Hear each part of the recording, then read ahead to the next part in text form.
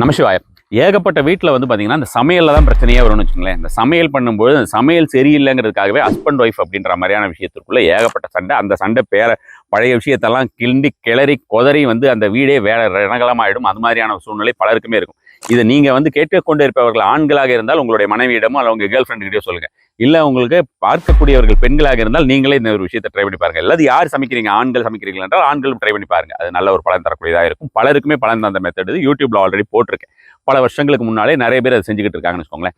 அது நம்ம சமைக்கக்கூடிய உணவு நமக்கு தெரிந்தோ தெரியாமலோ அது வந்து அதிசுவையாக மாறுவதற்கு உண்டான ஒரு விஷயமாகவும், அது நம்மளுடைய எல்லா எனர்ஜியுமே வந்து பாசிட்டிவ் எனர்ஜியாக அந்த ஃபுட்டில் மாறுறதுக்கு உண்டான ஒரு சின்ன மந்திரம் தான். இது ரெண்டு வார்த்தை தான். நீங்கள் சமைக்கும் போது இந்த மனசுக்குள்ளே எவ்வளோ தடவை சொல்ல முடியுமோ சொல்லிக்கிட்டே சமைச்சு முடிச்சுட்டு அப்படியே நீங்கள் அந்த டைனிங் டேபிளில் வச்சு பரிமாறினால் போதுமானது. அதற்கு உண்டான பலன் வந்து ரொம்ப சூப்பராக இருக்குன்னு முதல் நாள்லேருந்தே சொல்ல ஆரம்பிப்பாங்க.